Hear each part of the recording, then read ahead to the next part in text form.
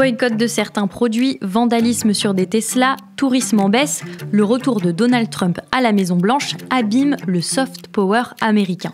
Et en France, il vient raviver une vieille passion, celle de l'anti-américanisme. Car notre méfiance envers les États-Unis ne date pas d'hier. Je suis Charlotte Baris et vous écoutez L'anti-américanisme, une histoire française, une série originale de La Loupe, le podcast quotidien de l'Express. Épisode 4, guerre en Irak et altermondialisme. L'image est effroyable. Un premier avion a déjà percuté la première tour, un deuxième appareil se présente, il vise et percute l'autre tour jumelle du World Trade Center. Transformé en kamikaze, il se crache sur le symbole de la toute-puissance économique américaine, les prestigieuses Twin Towers de New York. Il est 8h46 à New York, 14h46 en France, quand un premier avion percute une des tours jumelles du World Trade Center le 11 septembre 2001. Les téléspectateurs français découvrent, en direct, les images effroyables de cet attentat terroriste. En déplacement à la faculté des métiers de Rennes, le président de la République, Jacques Chirac, réagit à l'attaque. Le peuple français, je tiens à le dire ici, tout entier, est aux côtés du peuple américain. Il lui exprime son amitié et sa solidarité dans cette tragédie.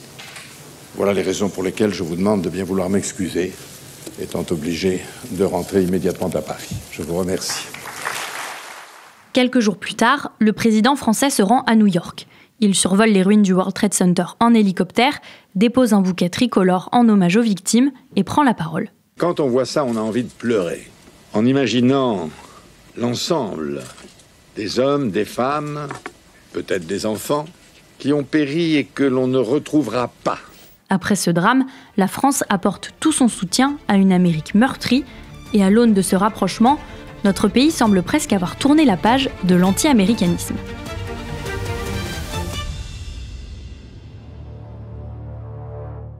Au tournant du XXe siècle, les clichés contre les Américains semblent dépassés et on prédit alors les dernières heures de l'anti-américanisme en France, comme l'explique Philippe Roger, historien chargé de recherche au CNRS et auteur du livre « L'ennemi américain, généalogie de l'anti-américanisme français ». À la fin du XXe siècle, on peut dire qu'il y a peut-être une sorte d'apaisement relatif du côté de l'interventionnisme violent des États-Unis qui avait marqué les années du Vietnam, mais aussi les années d'intervention en Amérique latine, c'est-à-dire le soutien à des régimes fascistes. Bon. Il y a une accalmie de ce côté-là, donc sans doute une sorte d'apaisement dans les images. Une impression confirmée par les réactions en France après le 11 septembre 2001.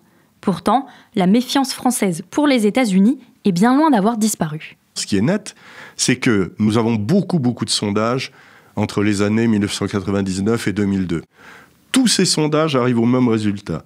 La France reste toujours championne de l'anti-américanisme en Europe. Plus intéressant peut-être encore, les jeunes qu'on suppose plus sensibles à la culture américaine, au mythe américain, au désir d'Amérique, d'une certaine manière, les 18-24 ans, dans un sondage CSA Libération 1999, eh bien, majoritairement, 55% trouvent, je cite, l'influence de la culture américaine trop importante. C'est quand même intéressant. Alors, leurs parents, un peu plus encore, mais leurs parents, enfin, la tranche 35-49. Là, c'est 67%. Si on se tourne juste un instant vers les intellectuels, on peut dire que la grande tradition française des pamphlétaires anti-américains n'a pas cessé. Bon, je ne peux pas les énumérer tous, il y en aurait trop, mais pensons à Régis Debray, qui était quand même une grande figure de cette période, conseiller spécial du président Mitterrand. Mais on peut aussi penser à Jean Baudrillard, brillant essayiste, sociologue de l'extrême gauche, qui fait un livre Amérique qui a eu beaucoup de succès à l'époque, y compris aux États-Unis, où il écrit entre autres, c'est juste pour donner le ton, à défaut d'identité, les Américains ont une merveilleuse dentition. Fin de citation. Bon, ça, si c'est pas l'anti-américanisme, je ne sais pas ce que c'est. Cet anti-américanisme latent va être renforcé par le déclenchement d'un nouveau conflit, l'intervention américaine en Irak en 2003. Il faudrait peut-être rappeler quand même qu'il y a deux guerres. Il y a deux guerres. Il y a la première, celle de 1991. C'est une coalition de 35 pays. La France y participe. Et elle a été déclarée contre Saddam Hussein, déjà, par le père M. Bush père, avec un mandat de l'ONU, donc dans une sorte de légalité internationale. La décision avait été prise à l'époque par les Américains de ne pas aller jusqu'à Bagdad et de ne pas renverser le régime. Donc Saddam Hussein reste au pouvoir. Après le 11 septembre, M. Bush fils, Junior, persuadé par son entourage et par un certain nombre de conseillers, pense d'une part que Saddam Hussein reste un danger majeur. Deuxièmement, ce qui est plus que douteux, même à l'époque, qu'il a des liens très forts avec Al-Qaïda et que donc on peut le tenir pour responsable du 11 septembre. Et puis, troisièmement, je dirais presque surtout, il y a un agenda quand même beaucoup plus global, c'est l'idée qu'on va refaire tout le Moyen-Orient. C'est-à-dire que l'entourage néoconservateur pense que si on met en place une démocratie en Irak, ça va faire un jeu de domino positif dans toute la région. Donc c'est un projet extrêmement optimiste de refonte complète de la donne au Moyen-Orient. Le prétexte, c'est la possession supposée par Saddam Hussein d'armes de destruction massive. Ces armes de destruction massive, les Américains affirment qu'ils ont la preuve de leur existence. Les envoyés de la commission spéciale de l'ONU disent qu'il leur faut un peu plus de temps, mais ne confirment absolument pas cette information. Donc, il paraît assez évident dès ce moment que c'est un prétexte et qu'il n'y a pas de motif de guerre. Dans ce contexte, le président Jacques Chirac décide donc de dire non aux États-Unis et refuse que la France prenne part à cette guerre en Irak. La position de M. Chirac est logique et n'a rien d'anti-américain. Elle consiste à dire, s'il y a un mandat de l'ONU, la France s'associe, comme elle l'a fait en 1991. S'il n'y a pas de mandat de l'ONU, on n'y va pas. Et donc, si on nous demande de voter, dans l'état actuel de ce dont nous disposons, dans l'entretien où Chirac annonce sa décision, il envisage tous les cas de figure, mais en gros, c'est très simple. C'est-à-dire, il pense qu'il n'y aura pas de majorité dans le Conseil de sécurité pour une intervention. S'il y en a une, il laisse entendre que la France utilisera son veto. L'Irak ne représente pas aujourd'hui une menace immédiate telle qu'elle justifie une guerre immédiate. S'affranchir de la légitimité des Nations Unies, privilégier la force sur le droit, ce serait prendre une lourde responsabilité. Jacques Chirac n'est pas le seul à élever la voix contre l'intervention en Irak. Son ministre des Affaires étrangères, Dominique de Villepin, prend la parole devant le Conseil de sécurité de l'ONU dans un discours resté célèbre. La lourde responsabilité et l'immense honneur qui sont les nôtres doivent nous conduire à donner la priorité au désarmement dans la paix.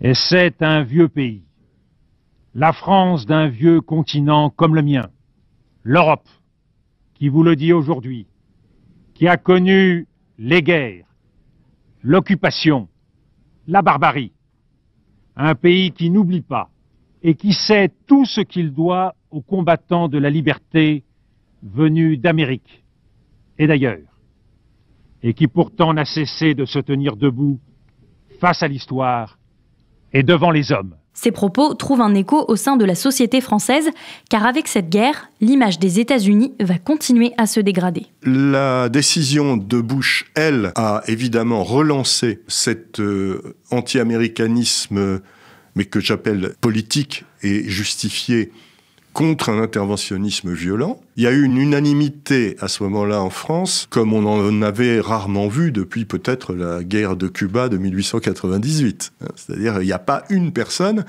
qui se prononce pour la participation de la France à cette opération. Il est certain que la présidence Bush ternit beaucoup l'image de l'Amérique, comme l'image de Trump en ce moment nuit également à celle de son pays. C'est des présidents qui sont certainement appréciés par une partie de leur population, mais certainement pas par beaucoup de Français. Donc il y a forcément une sorte d'osmose entre la répulsion que suscite Bush Jr. ou M. Trump, et puis l'image qu'on se fait des États-Unis. La deuxième guerre en Irak conforte les Français dans leur hostilité aux États-Unis. Et la suite des années 2000, entre la critique de la mondialisation et surtout l'arrivée de Donald Trump, ne va rien arranger. La cible, un restaurant en construction de la chaîne McDonald's. Plusieurs dizaines de personnes, essentiellement des producteurs de lait de brebis, ont saccagé le chantier. En 1999, à Millau, dans l'Aveyron, un restaurant McDonald's est pris pour cible par des agriculteurs. La raison ? Des sanctions commerciales américaines contre plusieurs produits français, dont le Roquefort. Mais au-delà de cette protestation, les agriculteurs s'attaquent à un symbole de l'américanisation, comme l'explique à l'époque José Bové, alors porte-parole du syndicat des producteurs de lait de brebis. Si on s'attaque aujourd'hui à McDo, c'est parce que McDo est le symbole de ces multinationales qui veulent nous faire bouffer de la merde et qui veulent faire crever les paysans. Au tournant du XXe siècle, les États-Unis sont donc devenus, pour certains, symboles de malbouffe, de dérive sociale et de catastrophes écologiques. Toute la question ici est de savoir à quel point c'est identifié aux États-Unis. Si vous prenez ce qu'on appelle, nous, la mondialisation, ou ce que les Américains appellent la globalization, quand le terme apparaît autour de 2000, un peu avant, il y a là encore une différence extrêmement nette entre la France et les pays voisins. Pour les Français, parler mondialisation, c'est un concept américain. Et les Français disent très majoritairement que ça va profiter à l'Amérique. Les Allemands, le pourcentage est 2 fois moindre. Italie, Espagne, comme d'habitude, on est les champions. Les problèmes environnementaux posent un peu le même type de questions. Évidemment, par son poids, par son manque de respect pour beaucoup d'aspects environnementaux, les États-Unis sont souvent incriminés. Mais avec Trump, évidemment, on aura des arguments pour les recoller à cette image négative.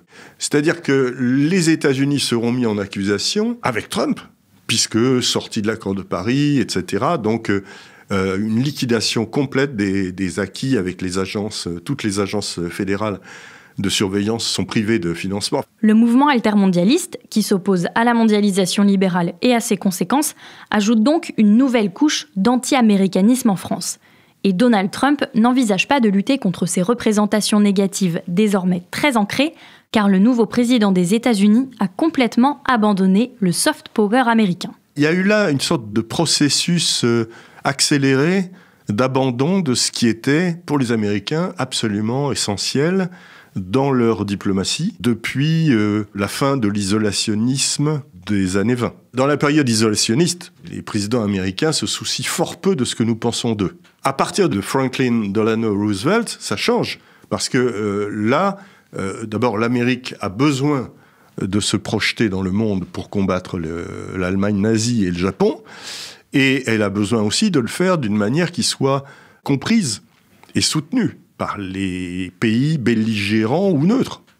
Donc il y a toute une question de soft power. Ça devient encore plus aigu avec la menace de la mainmise communiste sur toute une partie de l'Europe, à partir de 1948, le rideau de fer, tous les pays comme annexés, et puis, et c'est ce qu'envisagent les plus pessimistes, peut-être toute l'Europe. Et donc il va y avoir là une énorme offensive de ce que nous appelons depuis le soft power. Ce soft power était notamment pris en charge par une institution qui n'a en principe pas du tout ce rôle, c'est l'agence de renseignement des États-Unis, la CIA. La CIA, qui venait d'être constituée et qui était formée de très jeunes cadres sortis des écoles d'élite américaines, a décidé de mettre tout le paquet financier dans le soutien de la culture. Ils ont financé des concerts, de la musique.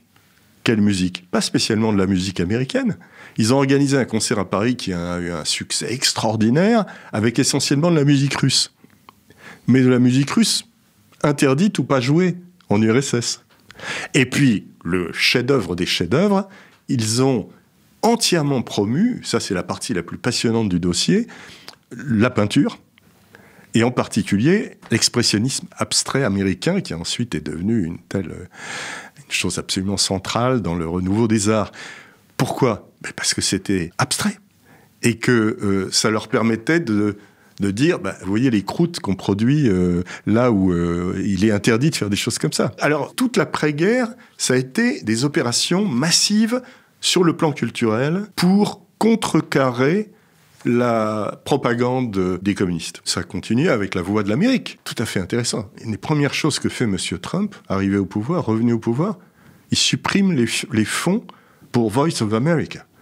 Cette radio a été le fil de contact avec les pays de la liberté, l'Amérique comme pays de la liberté pour le monde entier. L'Afrique, l'Asie, les gens dans les pays de l'Europe de l'Est qui osaient l'écouter, s'ils n'avaient pas trop peur de la Stasi. C'est extravagant de la part d'un président aussi conservateur, c'est un euphémisme, de supprimer ce qui a été l'organe même de la voix de l'Amérique.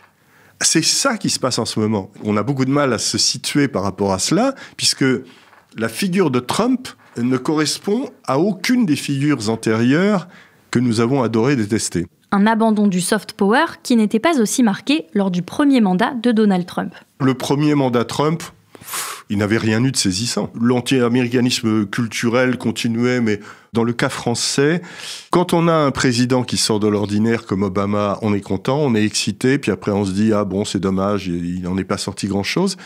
On a beaucoup aimé Clinton aussi, enfin, on aime bien ce genre de président. Bon, mais quand on a un président comme Trump, première version, on se dit « Ah bon, bah retour à la normale, quoi ». Là, c'est plus la normale, parce que même vis-à-vis des institutions américaines, il est une telle anomalie maintenant. On est devant un phénomène qui laisse tout le monde, voilà, on a les yeux un peu écarquillés et on ne sait pas quelles seront les retombées. Mais en tout cas, la violence qu'il exerce à l'égard de tous les milieux culturels, cette politique qui consiste à la fois à vouloir contrôler, censurer, à renvoyer des libraires, la mainmise extrêmement violente sur le centre Kennedy de Washington, dont M. Trump s'est nommé le président en activité et dont il veut définir les programmes, ça va très loin. Donc là, je pense qu'on retrouve des schèmes qui sont parmi les schèmes qui ont suscité le plus d'hostilité dans le passé. L'inculture américaine, le mépris de la culture. La critique culturelle, c'est elle qui a posé le ciment de notre anti-américanisme français historique au XIXe siècle, et elle perdure encore aujourd'hui avec Donald Trump. C'est la fin de cette série sur l'histoire de l'anti-américanisme en France. Merci à Philippe Roger de nous avoir accompagnés tout au long de ces 4 épisodes.